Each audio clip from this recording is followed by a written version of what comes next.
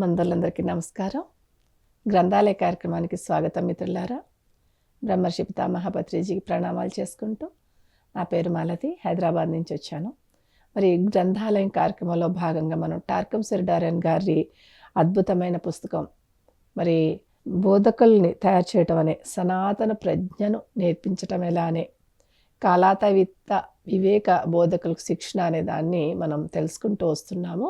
మరి దానిలో భాగంగా మనం గత ఎపిసోడ్లో మరి వచ్చే ఆదేశాలు అంటే యూనివర్స్ నుంచి వచ్చేది, పరమ గురుమండలి నుంచి వచ్చే మెసేజెస్ని మనం స్వీకరించటం, దాన్ని ఎంత గట్టిగా నమ్ముతామో మన నమ్మకంతో విశ్వాసంతో దాన్ని ఎలా చేస్తామనే విషయాలు తెలుసుకున్నాం. మరి ఈరోజు మరి బోధకులను తయారు చేసే విధానం దీని గురించి తెలుసుకుంటున్నాం. సో మాస్టర్స్, బోధకులు అంటే మరి ఉపన్యాసకులు కాదని, బోధకులు అంటే ఎంతో గొప్ప జ్ఞానాన్ని, ఆత్మజ్ఞానాన్ని, విశ్వజ్ఞానాన్ని బోధించేవారని తెలుసుకున్నాం కదా.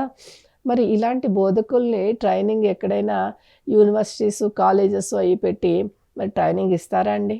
బోధకుల్ని తయారు చేయటం అనేది అసలు ఉండదట. ఎలా అంటే ఒక బండరాయి మరి నది పక్కన ఉందంటే ఆ నదిలోని ఆటుపోట్లకు ఆ యొక్క ప్రవాహానికి గుద్దుకుని ఒక గుండ్రటి అద్భుతమైన చక్కటి పెబుల్గా ఎలా తయారవుతుందో, అలాగే మనం కూడా జీవితంలో అనేక జన్మల్లో అనేక కష్టాలు, నష్టాలు, బాధలు, సంతోషాలు అన్నిటినీ పొంది వాటి యొక్క అనుభవాల సారంగా ఒక బోధకుడిగా ఎదుగుతామట. అంటే అనేక జన్మల సారం అదంతా మన యొక్క కలశంలో నిండుతుంది అని చెప్తారు. కలశం అంటే మన యొక్క జన్మ పరంపరలో తీసుకున్న జ్ఞానం అంతటినీ కలిపి కలశం అంటారనమాట. సో అదంతా ఉండటం వల్ల మనం ఒక బోధకుడిగా ఎదిగాము అని తెలియజేస్తున్నారనమాట. అంటే గతంలో మీరు ఇబ్బంది ఉండకపోతే, కష్టాలు, పొరపాట్లు, ఓటములు లేకపోతే ఈరోజు మీరు బోధకులుగా ఎదగడానికి అర్హత పొంది ఉండేవారే కాదంటారు. అందరూ భగవంతుడు నాకు ఎన్ని కష్టాలు పెట్టేశాడో, నాకే ఎందుకు ఇన్ని కష్టాలు అనుకుంటూ ఉంటారు. దాని వెనకాల ఒక పెద్ద ప్రణాళిక ఉంది. మరి దాని నుంచే మనం ఎన్నో నేర్చుకుంటున్నాం. మరి రిచర్డ్ బాగ్ చెప్తాడు, మన యొక్క కష్టాలు, నష్టాలు ఇన్ని జన్మ పరంపరల వెనక ఒక పెద్ద బహుమతి దాగి ఉంది. ఆ పెద్ద బహుమతి కోసమే మళ్ళా జన్మలు తీసుకుంటూ ఇన్ని బాధలను, కష్టాలను, అజ్ఞానాన్ని కూడా అధిగమించి ముందుకెళ్తున్నాము అని తెలియచేశారు. ఆ బహుమతే దివ్యజ్ఞాన ప్రకాశం. మనమెవరో తెలుసుకుని ఆ జ్ఞానాన్ని విశ్వమంతటా వ్యాపింపచేయటానికి, ఆ కాంతిని ప్రసారం చేయటానికి మనం ఆ బహుమతి కోసమే ఇన్ని జన్మలు తీసుకుంటున్నాం. కనుక ఎప్పుడు కష్టాలు, బాధలు ఒక మంచి కోసమే జరుగుతున్నాయి అంటారు. ఊరికే పెద్దలు చెప్తారు కదా, ఏది జరిగినా మన మంచి కోసమే జరుగుతుందనేసి. అంటే అందులో ఉన్న మంచి మనకు ఆ సమయంలో కనిపించదు, కానీ ఆ కష్టం తీరిపోయిన తర్వాత ఆ కష్టం ద్వారా తెలుసుకున్న ఒక జ్ఞానమో, ఒక విషయమో ఉంటుంది చూడండి. అది నిజంగా మామూలుగా ఎవరు చెప్పేస్తే మనం చేయలేం, పాటించలేం, అనుభూతి చెందాల్సిందే. దానికోసమే అందుకే పత్రిజీ ఎప్పుడు అంటారు, అనుభవమే జ్ఞానం అనేసి. సో ఆ అనుభవ జ్ఞానం కోసమే మనం ఎన్నో జన్మలు తీసుకుంటున్నాం అనమాట. మీరు ఒక బాలునిలా బోధన అర్హత పొందుతుంటారు. అంటే మీ ఆత్మ పరిణితిలో ఒక చిన్న పాపాయగా ఉండి అనేక జన్మల్లో ఇది పొందుతూ ఆఖరికి ఒక విజ్ఞానిగా, బ్రహ్మజ్ఞానిగా, విశ్వజ్ఞానిగా ఎదుగుతారు. ఒక విశ్వామిత్రుడు అంత స్థితికి ఎదుగుతారు. సో విశ్వానికి ఎప్పుడూ నువ్వు ఒక చిన్ని బాలుడు, నువ్వు ఎప్పుడు నేర్చుకోవడానికి సిద్ధంగా ఉంటావో, నేర్పించడానికి విశ్వం ఎప్పుడూ సిద్ధంగా ఉంటుంది. కాబట్టి ఇన్ని జన్మలు తీసుకొని నువ్వు ముందుకు వచ్చావని తెలియజేస్తున్నారనమాట.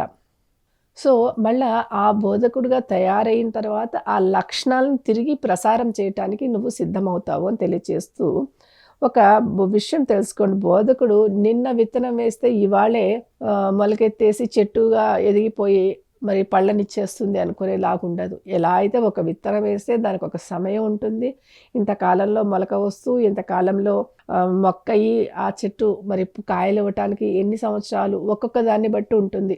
చిన్న మొక్క అనుకోండి, వారం రోజుల్లోనే మొలక రావచ్చు. అదే వెదురు బొంగు యొక్క విత్తనం వేస్తే అది కొన్ని సంవత్సరాలు పడుతుందంట. నేలలోకి ముందు నాటుకుంటూ వెళ్ళి నేలలో ఎంత పొడుగు ఎదిగిందో అప్పుడు పైకి అంత పొడుగు ఎదుగుతుందంట. అలా దేనికి ఏ సమయం పడుతుందో తెలియదు, కానీ ఈ రోజుకి ఈ రోజే మనం ఏదో బోధకులు తయారు చేసేస్తున్నాం అనుకుంటారేమో. కాదు. ఎన్నో జన్మల్లో రాటు తేలి ఉన్న వల్ల ఇదంతా జరుగుతుంది. జన్మలు పడుతూ ఉంటాయి దీనికోసం. ఎందుకంటే మనలో ఎన్నో దుర్గుణాలు, సద్గుణాలు అన్నీ ఉంటాయి. వీటినన్నిటిని కూడా అధిగమించే దానికి మనకి జన్మ పరంపర పడుతుందంట. అది కొన్నిసార్లు కొన్ని లక్షల సంవత్సరాలు కూడా కావచ్చుట. సో, మన ఆత్మ ఎదుగుతున్న పరిణామంలో మనం నేర్చుకున్న విధానంలో ఈ అన్నీ జరుగుతాయి. సో, ఆ బాధలు, ఆందోళనలన్నీ మీ లోపల ఒక సౌందర్యాన్ని నిర్మిస్తాయి. ఆత్మ సౌందర్యాన్ని నిర్మిస్తాయన్నమాట. ఆ ఆత్మ సౌందర్యం కారణంగానే ఇదంతా మళ్ళా ఇప్పుడు రాంగానే ధ్యానంలోకి రాంగానే కొంతమందికి మెసేజెస్ వస్తాయి, ఇన్ఫర్మేషన్ వస్తుంది. గురువుల నుంచి వచ్చే ఆదేశాలు వస్తాయి. ఇవన్నీ వస్తున్నాయంటే ఈరోజు ధ్యానం చేశారు, రేపే వాళ్ళకి ఇమీడియట్‌గా మెసేజెస్ వచ్చేసినాయే. నేను 10 సంవత్సరాల నుంచి ధ్యానం చేస్తున్నాను, నేను ఎదగలేదని అనుకుంటాం చాలామంది. కానీ ముందు జన్మల్లో వారు ఎంతో సాధన చేసి ఎన్నో చేసి ఉన్నారు కాబట్టి ఇమీడియట్‌గా ఇప్పుడు రాగానే ముందు జన్మలో ఎక్కడి నుంచి వాళ్ళు బటన్ పెట్టారో, స్టాప్ బటన్, అక్కడి నుంచి ఈరోజు స్టార్ట్ అయిపోతుంది. అంతే తప్ప ఆత్మపరంగా ఎంతో విజ్ఞానాన్ని పొంది ఉన్న ఆత్మలు కాబట్టి ఈరోజు రాగానే తీసుకున్నాయి. నేను కూడా ఇంకొక రోజుకి ఆ స్థితికి వెళ్తాను అనే అలా ఉండాలి తప్ప మళ్ళీ కంపారిజన్ కూడా అక్కర్లేదనమాట. అలాగే చిత్తశుద్ధితో ఎన్నో పనులు చేస్తూ ఉంటే ఆ సమయంలో మీ లోపల మళ్ళీ అంతిమ యుద్ధం కూడా జరుగుతుందంట. అంటే ఎంతో చక్కటి మెసేజెస్ వచ్చినాయి. నేను నిస్వార్థంగా ఎంతోమందికి జ్ఞానాన్ని పంచుతున్నాను. నిస్వార్థంగా ఎన్నో సేవలు చేస్తున్నాను. అయినా మళ్ళీ ఒక యుద్ధంలాగా మన మీదకి బయట నుంచి ఎవరో ఒకళ్ళు నిందలో లేకపోతే ఏదోటి వేస్తుంటారు. లేదా చేస్తున్న పనులు అడ్డంకులు వచ్చేస్తూ ఉంటాయి. అలాగే మన కుటుంబం నుంచి ఎన్నో మరి వివాదాలు వస్తూ ఉంటాయి. లోపల కూడా నేను ఇది చెయ్యనా, ఎందుకు నేను ఇంత కష్టపడాలి అని ఇలా కొన్ని వచ్చేస్తూ ఉంటాయి. ఎన్ని వస్తున్నా మళ్ళా మన లోపల నుంచి లేదు, నేను చెయ్యాలి, దీనికోసమే జన్మ తీసుకున్నాను, ఇవన్నీ బాహ్యమైనవి, ఇవన్నీ మిథ్యా సత్యం, లోపల ఉన్నది మాత్రమే సత్యం అనుకుని మనం ముందుకెళ్తాము. అది మన ఆత్మకు వచ్చే అంతిమ విజయమట. అంటే అంతిమ యుద్ధం మన ఆత్మే ప్రకటిస్తుందంట ఈ రూపంలో కూడా. అంటే ఆఖరి మెట్టు కూడా ఎక్కుతానికి కూడా అంత కష్టపడాల్సిందే ఉంటుంది. అంటే బతుకులుగా ఉన్నవారు ఎవరు కూడా వాళ్ళ జీవితం ఏదో గోల్డెన్ స్పూన్ తోటో లేకపోతే సిల్వర్ స్పూన్తో పుట్టారు అన్నట్టుగా ఏం ఉండిపోదు. ప్రతీదీ ఒక ఏమంటారు స్ట్రగుల్ అవుతూనే ముందుకెళ్తారు. కానీ వాళ్ళు ఆ విజ్ఞానం కోసం ఆ స్ట్రగుల్ని కూడా క్రాస్ చేసుకుని వెళ్తారని చెప్తారనమాట.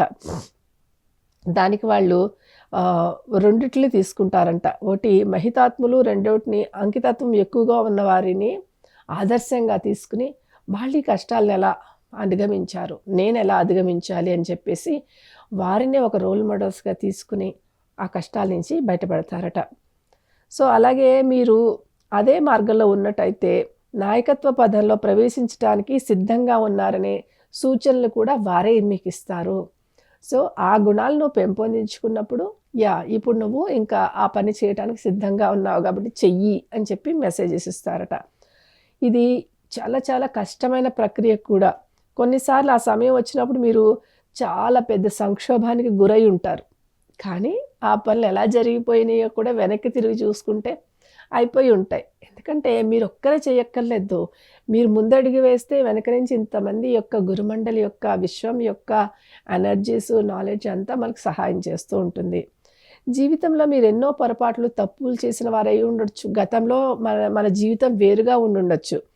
కానీ ఇదంతా కూడా అభివృద్ధి చెందే క్రమంలో వచ్చినవే తప్ప అవి వేరు, ఇవి వేరు లేవు. వాటి నుంచే మనం నేర్చుకుని ముందుకొచ్చాము. మీరు బోధకుడు అయినప్పటికీ 3వ ఉపదేశాన్ని దాటి 4వ ఉపదేశం చేరే వరకు పునరుద్ధానం జరగదు అంటారు. అంటే ఒక స్థితి నుంచి ఇంకో ఇలాంటి అంతిమ స్థితి ఎదిగే వరకు కూడా పునరుద్ధానం అంటే ఏంటంటే నిన్ను నువ్వు కోల్పోవటం. ఈ భవిష్యత్తు, లేకపోతే ఫ్యూచరు, ప్రజెంట్ ఇవన్నీ ఏమీ లేకుండా ఈ కుటుంబం కోసమో ఈ దేశం కోసం ఇలా కాకుండా ఈ భౌతిక దేహమే నేను కాదు, నేను ఆత్మస్థితిలో ఒక విశ్వం యొక్క కార్యం చేయడానికి వచ్చానని ఎప్పుడైతే అనుకుంటావో అప్పుడు ఎదుగుతావు నువ్వు. అప్పుడే నువ్వు పునరుద్ధానం అంటే ఏంటంటే మళ్ళా తిరిగి జన్మించినట్టు. అంటే నీలోంచి నువ్వే జన్మిస్తావు. నీ దివ్య జ్ఞానంతో పూర్తిభవిస్తావు. ఇప్పుడే చూసుకోండి, మనల్ని మనం చెక్ చేసుకుంటే ధ్యానానికి రాకముందు మనం ఎలా ఉన్నాం, ధ్యానానికి వచ్చినాక ఎలా ఉన్నావు అంటే మేము మామూలుగా కూడా సరదాగా అనుకుంటాం. మా బర్త్‌డే అప్పుడు ఒకటి ఉంటే, ధ్యానంలోకి వచ్చిన రోజు కూడా పునరుద్ధానం మళ్ళా పునర్జన్మ పొందినాము. ఆ బర్త్‌డే కూడా సెలబ్రేట్ చేసుకోవాలనుకుంటూ ఉంటాం అనమాట. సో, ఇలా పునరుద్ధానం జరగాలి. అంటే ఒక జీసస్ లాంటి వాళ్ళకి, ఒక బుద్ధుడు లాంటి వాళ్ళకి వీళ్ళందరికీ కూడా ఆ అంతిమ స్థితి ఎదగటానికి వాళ్ళకి కూడా ఎన్నో కష్టాలొచ్చాయి. జీసస్‌కి సిలువ వేశారు. మరి ఓషో లాంటి వాళ్ళకి విషం ఇచ్చారు. మరి ఎంతోమందికి సోక్రటీస్ వీళ్ళందరికీ కూడా మిలారేపాకి వీళ్ళందరికీ కూడా వచ్చిన స్ట్రగుల్స్ మామూలుగా ఉండవు. ఎందుకొచ్చాయి అంటే ఆ అంతిమ విజయపు యుద్ధంలో వాళ్ళున్నారు కాబట్టి, పునరుద్ధానం చెందాలంటే ఇంత మొత్తం ఒక గుడ్డులోంచి పిల్ల రావాలంటే తను ఆ గుడ్డుని పగలగొట్టుకునే తీరాలి. ఒక విత్తనంలోంచి మొలక రావాలంటే ఆ లోపల నుంచి ఆ యొక్క పెంకును పగలగొట్టాలి. అదే ఈ అంతిమ యుద్ధం అంటే. అంటే ఎన్ని కష్ట నష్టాలు, ఆరోపణలు, అవరోధాలు వచ్చినా కూడా దానిలోంచి బయటపడే రావాలని తెలియచేస్తున్నారనమాట. సో, మీరు బోధకులుగా మారినప్పుడు మిగిలిన బోధకులతోనూ, బోధనలతోనూ సహకారంతో ఉంటే పరిణితి అంటే మనం ఒక బోధకులుగా ఎదిగేసాం. కానీ మనతో పాటు మనలాగా ఎదిగిన బోధకులతో కలిపి మళ్ళా ఇంకా నడుస్తూ ఉన్నప్పుడు మొత్తం ఈ యొక్క భూమండలము, ఈ విశ్వం యొక్క పరిణితి వేగవంతమవుతుంది. నేను ఎదిగాను, నా కొంపటి సెపరేటు, నా నా యొక్క సంస్థ వేరు, మీతో నేను కలవను, ఇట్లా సెపరేట్‌గా ఉండాల్సిన అవసరం లేదు. ఎవరి సంస్థ వాళ్ళకున్నా, ఎవరి type of way of teaching ఉన్నా, వేరే వాళ్ళు చేస్తున్నా వాళ్ళందరినీ కలుపుకొని ముందుకెళ్ళాలన్నారు. ఇక్కడ కూడా పత్రిజీ మనకి ప్రత్యక్ష సాక్ష్యం ఇచ్చేశారు. అన్ని మతాల సారంలో వాళ్ళని, పరమ గురువుల్ని, లేకపోతే వాళ్ళలో ఉన్న స్పీకర్స్‌ని అందరినీ కూడా మన స్టేజ్ మీదకి తీసుకొస్తూ ఉంటారు. ప్రపంచంలో ఉన్న ఆధ్యాత్మికవేత్తలందరూ, ఆధ్యాత్మిక స్పిరిచువల్ లీడర్సు, స్పిరిచువల్ సైంటిస్టులు అందరూ కలిసి వర్క్ చేసినప్పుడు ఈ భూమండలం దివ్యత్వం వైపు నడుస్తుందని ఎరుకతో చేసిన అద్భుతమైన విషయం. ఇదే విషయాన్ని టార్కమ్ గారు కూడా మనకు తెలియచేస్తున్నారనమాట. సో, అలాగే ముందుగా మీరు ఇంకా పిల్లలకి, పెద్దలకి కూడా అందరికీ కూడా చెప్పేటప్పుడు కూడా ఏదో స్పీచ్ ఇచ్చేస్తున్నట్టు ఉండకూడదు. పిల్లలకైతే ఏదో స్పోర్ట్స్ లాగానో, మరి ఇంకోటి ఆటల్లాగానో, ఇలా కథల్లాగానో తెలియచేస్తూ వాళ్ళని మెస్మరైజ్ చేయాలి. మరి పెద్దలకి కూడా ఎప్పుడూ ఒకేలా ఉండకుండా వాళ్ళ జీవితంలో ఒక మార్పులొచ్చేలాగా ఒక యోగా చేపిస్తారా? లేకపోతే ట్రెక్కింగ్‌లకి తీసుకెళ్తారా? లేకపోతే కొన్ని విహారయాత్రలకు తీసుకెళ్తారా? ఇలా తీసుకెళ్తూ సమయ సందర్భం చూసుకుని వారికి ఆ బోధన అందిస్తూ ఉండాలి. అంటే ఎప్పుడు ఒకేలాగా ఇంట్లో ఉన్నవాళ్ళు ఇంట్లో ఉన్నట్టుగానే ఉండకుండా వారిని మార్పుకి గురి చేస్తూ ఉండాలి. ఆ మార్పుని వారు అంగీకరించేలా ఉండేలాగా తయారు చేయాలని తెలియచేస్తున్నారనమాట. బోధకుడు తన సుదీర్ఘకాలం ఎన్నో జన్మ పరంపరలు అలాగే ఈ జీవితంలో ఎంతో కాలం సాధన చేసిన తర్వాత తను హృదయ శిక్షణకు గురి చేసుకుంటాట. తానే ఆ శిక్షణ చేసుకుంటా. అంటే ఇప్పుడు మనం ఒక పుస్తకం చదువుతున్నా, ఒక స్పీచ్ విన్నా, ఒక బోధన చేస్తున్నా ముందు మనం నేర్చుకుంటున్నాం. మనమే అక్కడ ఒక స్టూడెంట్. ఖచ్చితంగా మనమే నేర్చుకుంటున్నాం అనే విషయాన్ని గుర్తు చేసుకుని దానిలో ప్రతిరోజు మార్పులు చేసుకుంటూ ఇంకా ఇంప్రూవ్ చేసుకుంటూ తన తప్పులు సరి చేసుకుంటూ హృదయ శిక్షణ పొందుతూ ఉన్నాడట బోధకుడు అనేవాడు.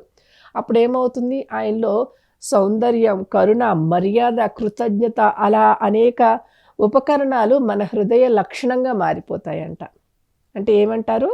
మనలో అద్భుతమైన ఆత్మ సౌందర్యం వెల్లివిరుస్తుంది. తర్వాత కరుణ, మర్యాద, మరి కృతజ్ఞత. ఎవ్వరు ఎలాంటి వాళ్ళు వచ్చినా కృతజ్ఞతతో ఉండవనే ఆ జ్ఞానంతో పాటు మనం ఎంతో అద్భుతమైన తెలివితేటలతో ప్రేమ వర్షాన్ని కురిపించేస్తూ ఉంటామంట. అది ఎంతో అద్భుతమైన విషయం. ఇది ఒకరోజు 2 రోజులు కాదటండి, జీవితం అంతా కురిపిస్తూ ఉంటామంట. అది ఎంతకాలం జీవిస్తామనేది ఎవరి మీద డిపెండ్ అవుతుందని చెప్పలేం. ఆంజనేయ స్వామి ఉన్నారు. శ్రీరామ నీతో పాటు నేను వస్తానంటే, నాయనా నువ్వు ఉండు నాయనా, చిరంజీవిగా ఉండు నాయనా అని చెప్పేశారు. ఎందుకు? ఆయన జీవితకాలం అంతా. కొంతమంది మరి వివేకానందుడు, మరి శంకరాచార్యులు వాళ్ళంటి వాళ్ళు 30లోనే జీసస్ వీళ్ళందరూ 30లోనే వెళ్ళిపోయారు. అదే వాళ్ళ జీవితకాలం. అయినా సరే అది ఎప్పటికీ నిలిచి ఉంటుంది. అలా మనం పొందే జ్ఞానం కూడా అంత స్థితుల్లో ఉండాలి. మనం వెళ్ళిపోయినా కూడా మన జీవితకాలం ఎంత అంటే మన జ్ఞానం ఎప్పటి వరకు ప్రవహిస్తుందో అంతవరకు అని తెలియచేస్తారు. అలాగే ఆధ్యాత్మిక అభివృద్ధిలో తొందర లేదు, హడావిడి పడకండి. ఎన్ని జన్మలన్నా తీసుకోండి, ఎన్ని సంవత్సరాలన్నా తీసుకోండి. కానీ నిదానంగా జరిగే ప్రక్రియ ఇది. కోట్ల మైళ్ళ నడక, మామూలుది కాదు. ఇది సంవత్సరాల తరబడి సాగుతుంది. పునాదిని దృఢంగా నిర్మించుకోవటానికి ఇదంతా జరుగుతుంది కనుక దాని పట్ల ఎక్కువ శ్రద్ధ వహించండి. వాళ్ళు వెంటనే క్లాసెస్ చెప్తున్నారు, లేకపోతే వాళ్ళు ఎంతనే సేవ చేస్తున్నారు, వాళ్ళు అన్ని గంటలు ఎక్కువ సాధన చేయగలుగుతున్నారు, ఇలా ఎవ్వరితో కంపారిజన్ అవసరం లేదు. నీ యొక్క ప్రయాణం, నీ నడక ఎట్లా జరుగుతుందో దాన్ని అలా జరగనివ్వండి అని చెప్తున్నారనమాట.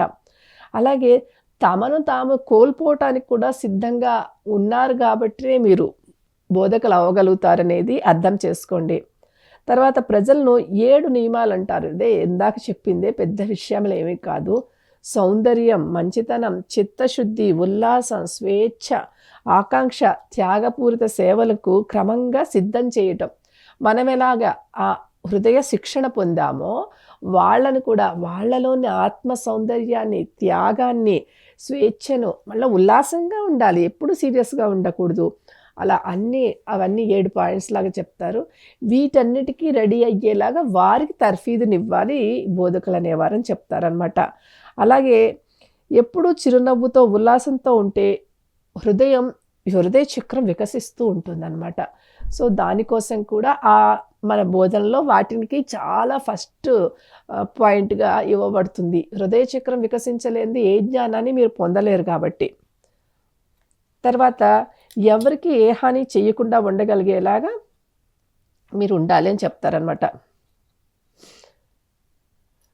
అలాగే మీ లోపల ఎన్నోసార్లు మళ్ళీ మధ్యలో ఎంత సాధన చేసినా ఏమైనా మళ్ళీ ఎన్నో ఆందోళనలు అవి కూడా వచ్చే అవకాశాలు ఉంటాయి, ప్రాబ్లమ్స్ వస్తాయి. అవి కూడా మీరు చాలా సంయమనంతో చాలా స్టేబుల్గా వాటిని ఫేస్ చేయండి. ఎందుకంటే మీరు త్వరగా అభివృద్ధి చెందాలనుకుని మీ ఆత్మ మీకు ఇస్తున్న అవకాశం కాబట్టి దాన్ని అంతిమ యుద్ధంగానే తీసుకోండి అని తెలియచేస్తున్నారు.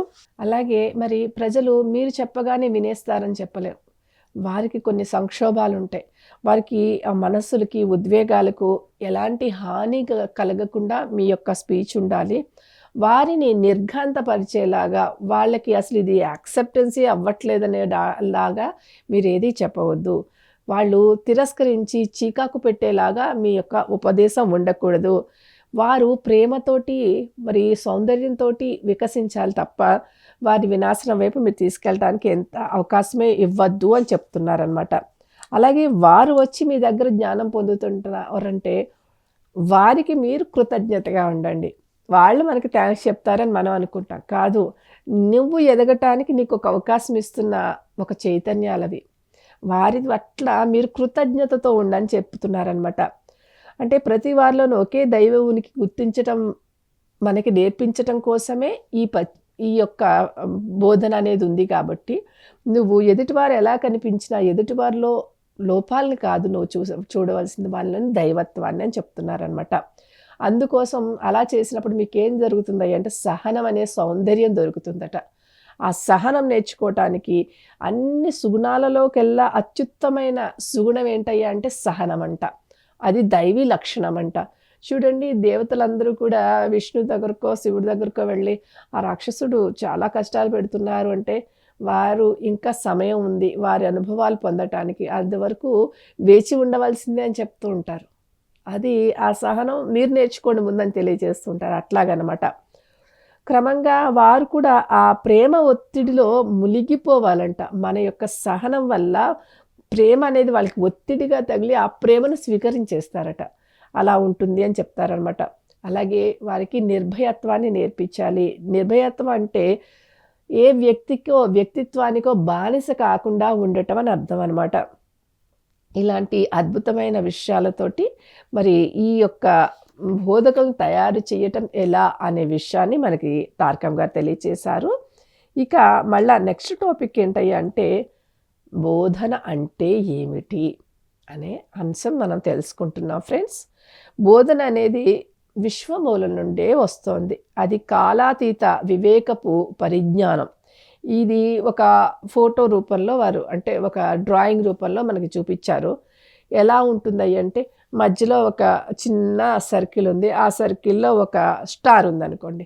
దాని వెనకాల ఇంకొక సర్కిలు, దాని వెనకాల ఇంకొక సర్కిలు. అంటే ఒక 3 సర్కిల్స్ గీశారనుకోండి. ఆ 3 సర్కిల్స్‌లో మధ్యలో ఉన్న సర్కిల్‌లో ఒక స్టార్ పెట్టారని చెప్పాను కదా! ఇంకా మిగతా సర్కిల్స్‌లో చిన్న చిన్న సర్కిల్స్‌గా అంటే 7, 7 స్పాట్స్ లాగా 7, 7 రకాలు. ఈ ఒక సర్కిల్‌లో 7 రకాలు, నెక్స్ట్ సర్కిల్‌లో 7 చిన్న చిన్న సర్కిల్స్ పెట్టారనుకోండి. ఫర్ ఎగ్జాంపుల్ మనం చూపిద్దాం. కనిపిస్తే ఓకే, కనిపించకపోయినా పర్వాలేదు. ఇలా అన్నమాట. చిన్న పిక్చర్ ఉంది ఇక్కడ. ఈ పిక్చర్‌లో లాగా లోపల చిన్న సర్కిల్, బయట ఒక పెద్ద సర్కిల్, దాని బయట ఇంకా పెద్ద సర్కిల్ అన్నమాట. సో, ఇవి 7 కూడా మరి 7 ఆశ్రమాలకు గుర్తులుగా చెప్తున్నారు. 7 ఆశ్రమాలనే వర్డ్ మనకి దీంట్లో చాలా సార్లు ఉపయోగించారు. మనకి వస్తున్న కాలాతీత జ్ఞానము కేవలం ఆధ్యాత్మికం అనుకుంటాం మనం. కానీ ఈ భూమండలం మీద ఒక ప్రణాళికతో వచ్చింది కాబట్టి అందరికీ సమానమే ఈ జ్ఞానము. కనుక దీనిని 7 ఆశ్రమాలని చెప్తారు. ఈ 7 ఆశ్రమాలు ఏంటయ్యా అంటే రాజకీయం, విద్య, తత్వశాస్త్రం, శాస్త్రీయత అంటే సైన్సు, కళలు అంటే ఆర్ట్, మతము, ఆర్థిక సంబంధమైనవి. అంటే ఇన్ని రకాలు ఉన్నాయి. ఏ ఒక్కటి విడిచిపెట్టలేదు. ఆర్థిక సమాజంలో ఉన్న, లేతే రాజకీయాల్లోకైనా, సైన్స్‌లోకైనా, మరి టెక్నాలజీకైనా, తత్వశాస్త్రమైనా అన్నిటిలోనూ కూడా ఈ జ్ఞానం అనేది ప్రవహిస్తుందంట. ఈ ప్రవహించి మరి యూనివర్సు ఆ ప్రవహించే జ్ఞానాన్ని తీసుకోగలిగే శక్తులను కూడా భూమండలం మీద జన్మ తీసుకునేలాగా చేసి మరి ఆ జ్ఞానాన్ని వాళ్ళకి అందించడానికి పై లెవెల్‌లో ఇంకొక సర్కిల్ ఉంది కదండీ! అక్కడ ఒక గురుమండలి ఉంటుంది. ఆ గురుమండలి తీసుకుని ఆ జ్ఞానాన్ని మళ్ళా భూమి మీదకి పంపిస్తారు. మీరు ఇప్పుడు కాదు, మీరు ఒకప్పటి ఋషుల్ని ఆళ్ళని కూడా చూస్తే వాళ్ళకి ఏ సైన్స్ అండ్ టెక్నాలజీ లేదు. కానీ ఒక్కొక్కళ్ళు మరి మ్యాథ్స్ మీద అద్భుతమైన విశేషాలు రాసిన గ్రంథాలు రాసిన వాళ్ళున్నారు. మరి ఖగోళ శాస్త్రం మీద అసలు ఎన్ని గోళాలున్నాయో ఏమో చూడ్డానికి ఎలాంటి పరికరాలు లేవు. అయినా అంత అద్భుతమైన ఈరోజు పౌర్ణమి వస్తుంది, ఈరోజు అమావాస్య వస్తుందని కొన్ని లక్షల సంవత్సరాల క్రితమే తెలియచేసేశారు. అలాగే ఎన్నో సంవత్సరాల తర్వాత ఈ భూమండలం మీద ఏం జరుగుతుందో తెలియచేసేసిన వాళ్ళున్నారు. రసాయన శాస్త్రం, వైద్య శాస్త్రం, కంటిలో నరాలు ఎంత చిన్నగా ఉంటాయో కంటి ఆపరేషన్ చేయటం ఎలాగా, లేకపోతే చిన్నపిల్లలకి బ్రెయిన్‌లో ఆపరేషన్ చేయటం ఎలాగా, అసలు తలని హెడ్‌ని తీసేసి మరి ఎలా అయితే మరి గుండెను మార్పిడి చెయ్యటం, తలను మార్పిడి చేయడం ఈ కథల రూపంలో చెప్పినా కూడా దానికి సంబంధించిన గ్రంథాలు ఎన్నో గ్రంథాలు ఉన్నాయండి. మనకు తెలుసు ఎన్నో గ్రంథాలని ఈ భారతదేశంలో ఉన్నవి ఎన్నో దేశాల వాళ్ళు కొల్లగొట్టి తరలించుకుపోయారని కూడా మనకు తెలుసు. అంటే ఇలాంటి జ్ఞానం ఎప్పుడూ వెల్లువలాగా కురుస్తూనే ఉంది. ఎన్నో లక్షల సంవత్సరాల క్రితం స్వీకరించిన వారు అవన్నీ రాశారు. ఇప్పటికీ తీసుకుంటున్న సైంటిస్టులు, ప్రెజెంట్‌గా ఉన్న సైంటిస్టులు వాళ్ళు తీసుకున్నారు. ఒక 100 సంవత్సరాల క్రితం మనం ఆల్బర్ట్ ఐన్‌స్టీను, లేకపోతే మనకి ఈ లైట్‌ని కనిపెట్టుకున్న వీళ్ళందరూ అలెగ్జాండర్ గ్రహాం బెల్, లేకపోతే టెలిఫోన్ కనిపెట్టినారు, లైట్‌ని కనిపెట్టినారు, కంప్యూటర్‌ని కనిపెట్టినారు అనుకుంటామా? ఈ సైన్స్‌ని కూడా వాళ్ళు తీసుకున్నారంటే వాళ్ళు కూడా ఆ విశ్వం యొక్క ప్రణాళికలో జన్మ తీసుకోబడ్డారు ఇక్కడ. అలా ఉంటుందన్నమాట. సో, ఇంకా బోధన అంటే ఏంటో విశేషాల్లో ఈ 7 ఆశ్రమాల గురించి ఇంకా వివరాలు తెలుసుకుందాం. మరి వచ్చే సంచికలో. అంతవరకు గత సంచికలో రాబోయే సంచికలో ఎన్నో విషయాలు తెలుసుకుంటాం కాబట్టి అంతవరకు కాస్త విరామం తీసుకుందాం. అంతవరకు సెలవు మిత్రులారా.